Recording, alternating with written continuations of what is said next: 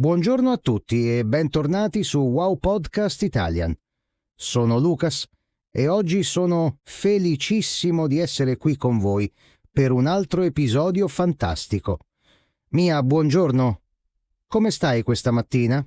Buongiorno Lucas e buongiorno a tutti voi che ci ascoltate. Sono Mia e sono entusiasta di questo nuovo episodio. Lucas, ho notato che ieri eri un po' disorientato per le strade della città. Mi sembra che tu abbia vissuto un'avventura interessante. Ah, hai ragione. Ieri ho vissuto un'esperienza molto interessante per le strade di Roma. Stavo cercando una farmacia nel centro storico, ma mi sono completamente perso tra le strade piccole e le piazze meravigliose. Alla fine ho dovuto chiedere aiuto a qualcuno. Oh no, povero Lucas. Ma sai, il centro storico di Roma può essere davvero complicato con tutte quelle stradine che si intrecciano. Ed è proprio per questo che oggi vogliamo parlare con voi di un argomento fondamentale: come chiedere indicazioni per strada in italiano. Voi che ci ascoltate, avete mai vissuto questa esperienza? Scrivetecelo nei commenti. Esatto, Mia! E cominciamo subito dall'inizio. Quando siamo per strada in Italia e abbiamo bisogno di trovare qualcosa, la prima cosa da fare è fermare qualcuno in modo educato. La parola magica in italiano è scusi oppure mi scusi. Queste parole sono essenziali. Perfetto. Scusi è come dire excuse me in inglese ed è sempre la prima parola da usare quando si vuole parlare con una persona che non si conosce. È rispettoso e cortese. In italiano la cortesia è molto importante, specialmente con le persone che non si conoscono. Esattamente. E dopo aver detto scusi, facciamo la nostra domanda. Una frase molto utile è sa dov'è? Per esempio, scusi, sa dov'è la stazione? Oppure scusi, sa dov'è il museo? Semplice, diretto e molto efficace. Bellissimo! Voi ascoltatori ripetete con noi: scusi, sa dov'è la stazione? Forza, provateci, anche se siete in macchina, in autobus o in palestra, ripetete ad alta voce. La pratica orale è fondamentale per imparare l'italiano in modo naturale. Bravissimi! Un'altra frase molto usata è può dirmi dov'è? Per esempio, può dirmi dov'è l'ospedale? Oppure può dirmi dov'è la fermata dell'autobus? Entrambe le frasi funzionano perfettamente e suonano molto naturali in italiano. Ottimo! E adesso parliamo delle risposte che potremmo ricevere. Quando qualcuno ci dà le indicazioni, usa parole specifiche per descrivere la direzione. Le più importanti da conoscere sono queste. A destra vuol dire to the right, a sinistra vuol dire to the left e dritto, oppure sempre dritto, vuol dire straight ahead. Queste tre direzioni sono la base di ogni indicazione stradale in italiano. Se le sapete, potete capire la maggior parte delle istruzioni che riceverete. Destra, sinistra, dritto. Semplici ma essenziali. Ripetete anche voi, ascoltatori. Destra, sinistra, dritto. Perfetto. E poi ci sono altre parole molto utili.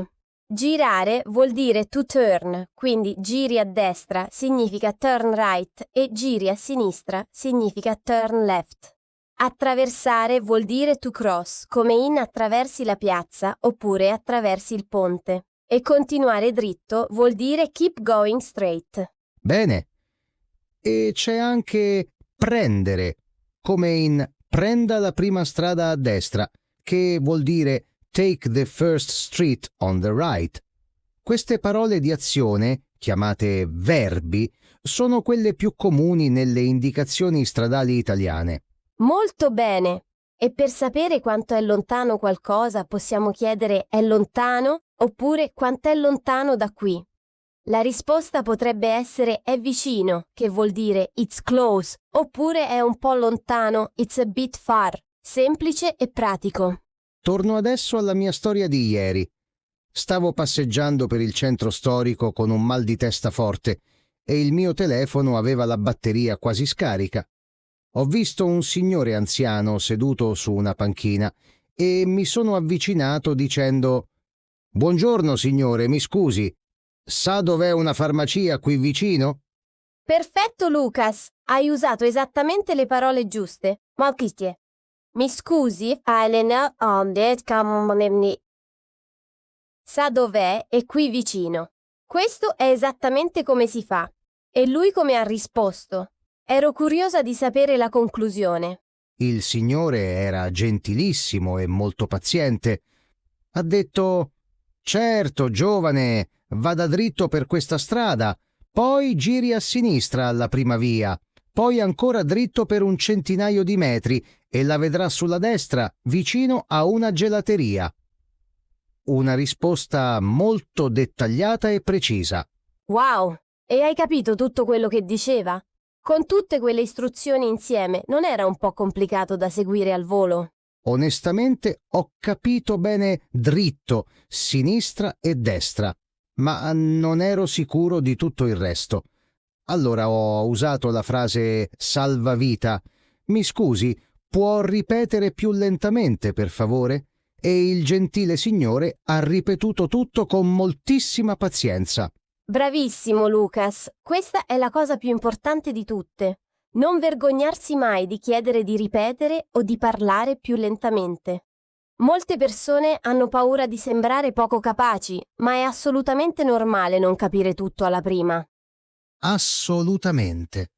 E gli italiani sono generalmente molto pazienti e gentili con chi sta imparando la loro lingua. Nella mia esperienza diretta, quando dici che stai studiando l'italiano, la gente diventa ancora più disponibile e felice di aiutarti. L'entusiasmo degli italiani per la loro lingua è contagioso. Verissimo. Adesso facciamo un piccolo dialogo insieme, così voi ascoltatori potete sentire come suona una vera conversazione per chiedere indicazioni. Lucas farà la persona che chiede la strada, io farò la persona del posto. Seguite bene e cercate di capire tutto. Pronti? Immaginate di essere in una bella piazza di Firenze, con il sole e tanta gente intorno. Avete bisogno di trovare il famoso Duomo di Firenze. Cominciamo il dialogo. Buongiorno, posso aiutarla? Scusi, buongiorno signora, sto cercando il Duomo di Firenze. Può dirmi dov'è, per favore? Ma certo! Allora, vada dritto per questa strada fino alla fonta, fino alla fine, poi giri a destra alla seconda traversa. Continui dritto per circa 5 minuti a piedi e vedrà il Duomo direttamente davanti a lei. È impossibile non vederlo, è grandissimo. Grazie mille, signora. È molto lontano da qui. No, è abbastanza vicino. A piedi ci vorranno circa 10 minuti, non di più. Buona passeggiata e buona visita. Grazie infinite, è davvero molto gentile. Arrivederci. Arrivederci e buona giornata. Avete seguito bene il dialogo, ascoltatori? Avete capito le indicazioni per arrivare al Duomo di Firenze? Scriveteci nei commenti. È un ottimo esercizio per praticare la vostra comprensione dell'italiano parlato. Esatto. E voglio aggiungere una cosa importante. A volte la persona che fermate per strada potrebbe non sapere dov'è matto il posto che cercate. In quel caso potrebbe dire «non lo so, mi dispiace» oppure «non sono di qui», che vuol dire «I'm not from here». Sì, questo succede spesso nelle grandi città turistiche, dove ci sono molte persone che vengono da altri posti. Se questo succede, rispondete sempre con un sorriso e dite «grazie lo stesso», che vuol dire «thank you anyway».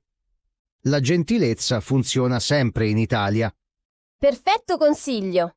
E ricordate sempre di usare per favore quando fate una richiesta e grazie quando ricevete aiuto.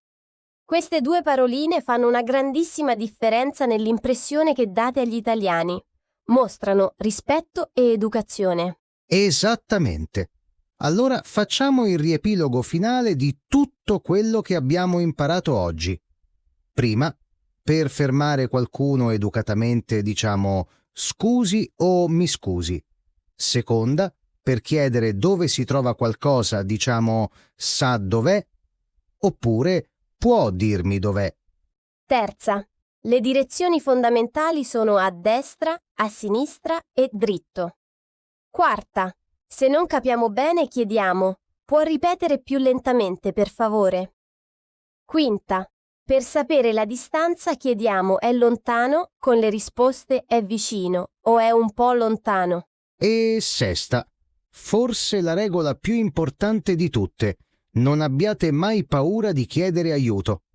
Gli italiani sono persone calorose, simpatiche e disponibili. Con un po' di italiano, un bel sorriso e tanto coraggio, riuscirete sempre a trovare la strada giusta.